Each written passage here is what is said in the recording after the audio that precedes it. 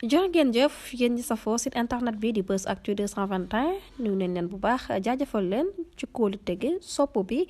ak topp bi nga xamante ne rek yi nag ñu koy topp bu leen fàttee abonné di bës cloche de notification yi ngir mën a am yeneen i info dal leen ak jàmm li gën a fetti xibaar suba teel gi da nga jugee si studio bi yanj bi di Buzz Actu 221 journal bi di l'Observateur bindal ma si xëtam bu njëkk di wax si wàllu tabbin wala sax falin fi mu réew di Sénégal falin goo xamante ni gars yi dañuy fal jiital seen njaboot jamono boobu journal bi di l'Observateur di ba wax ni daal ci diwaanu waagu ñaay waaw lu fa xew journal bi naan maam dafa am ñoo xam ne dañ leen yëngatu si wàllu Sénébar waaye daal waa dig ñoo leen mujjee teg loxo maanaam lu toll fukk ak ñaar la waa dig teg loxo si diwaanu waagu ñaay fukk ak ñaar laa toog di xaar fukk ak ñaar enquête yëglekaay naan maan consulat ak ambassade nañ fa xaar coppite ju rëy lool ci mim di Sénégal Le Quotidien bindal ma si xëddam bu njëkk di wax ni daal lu jëm si wàllu cérémonie yi nga xamante ni nga amal si mim di Sénégal maanaam yenn si ay rëq-rëq wala sax si ay ndog-ndog journal bi dama leeral kii di Mouhamed Lamine Diallo lan moo ko féewaleeg ak ñenn si ay naataango moom moomee di Mouhamed Lamine Diallo ci ay mim di Sénégal Soleil national naan kaay moo wax la balaa ngay jàll lu jëm si mandat université bu Ndakaaru coow li nga xam ne rek résultat bu kames indi na ko si université bu Ndakaaru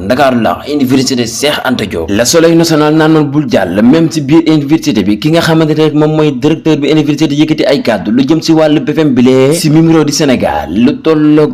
199 000 war nañ sëgg ni ki tey jii si BFM bi maanaam BFM bak bi jàll na BFM laa wax Tribune yëglekaay yi di mu wax naan maanaam si mimiro di Sénégal suñu gouvernement bu yes bi luñ duggoon askan bi dara lañ si defaguñ ci dara cay mimiro di Sénégal journal bi li mu wax ne daal li waral ma wax yooyu la kàddu Serigne Gueye boo demee si kabi dem njabootam la fa jiital si mim réew di Sénégal si boobee jamono journal bi ni mu wax naan si mim réew di Sénégal mbëkk bi daal jógeegul fi ba léegi ndax ci diiri benn fan jàpp ne lu toll ci téeméer nit ak juróom fukk cay mim réew di Sénégal Walf Quotidien bindal ma si bile journal di wax ni daal li jëm si wàllu CEDEAO Ndakaaru ak Abidjan ak féewaloo la ñu nemmeeku seen diggante Les Échos xëyee si yëglekaay di mu wax ni daal si diwaanu CEDEAO coppeeku gu rëy lañ fa ci si wàllu poste ya laas yëglekaay naan man niki démb waa jumaay président doon nañ amal li nga xam ne moo di conférence de presse waaye suñu yaay ay dem boo jëkkati fi ay kàddu yu am solo lool di dànkaafu ñi nga xam ne ñoo nekk si muro di Sénégal li coow ba léegi waaye itam suñu yaay ay dem boo wax na itam si gouvernement bi yes bi la di leen félicité waaye itam di leen wax ne ñu ngi seen ginnaaw loo leen doxal ñu ngi topp seen ginnaaw en tout cas lu si mënta am réew mi dina changé sursu waa naan ma taxawal bul dem fekke woon naa boobule conférence de presse ba tax muy wax ne daal suñu yaay ay dem boo yëkkati na ay kàddu di rafetlu bu baax a baax doxaloon gouvernement président Bassirou Diomaye Faye bile bis bi la jour lii la xëy si ëttu yëglekaay ni ki démb lamb ji nga xam ne amoon na si diggante Balla Gaye 2 ak Tapha Tine taq si ripp Balla Gaye 2 gaynde Guédiawaye bi mu mujjee daan Tapha Tine taq si ripp démb Tapha Tine daal li ñu leen mën a wax mooy taq na ripp ak defet laa wax bu leen fàttali daal ni ki démb conférence de presse waa Diomaye président kookii di Niank Farmarène teewoon na fa Niank mile di yëkkati ay kàddu di soññ bu baax a baax suñu gouvernement bees bi muy président Bassirou Diomaye Diakhar Faye ak mboolem ku ma àndal waa man lu may laaj Niank léegi dafa bëgg a bokk si porte de voix yi wala dafay bokkoonte yëguma ko ak lu si mënta am daal bu leen fàttee abonné activé cloche notification bi di xaar yeneen jotaayu xibaar jërë ngeen jëf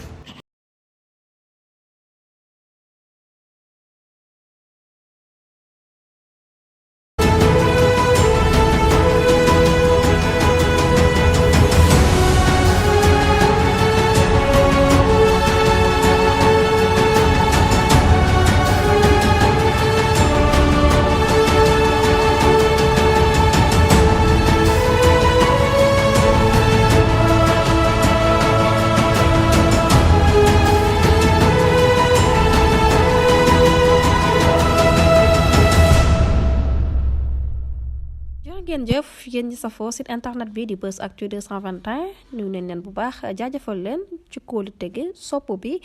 ak topp bi nga xamante ne rek yi nag ñu koy topp bu leen fàttee abonné di bës cloche de notification yi ngir mën a am yeneen i info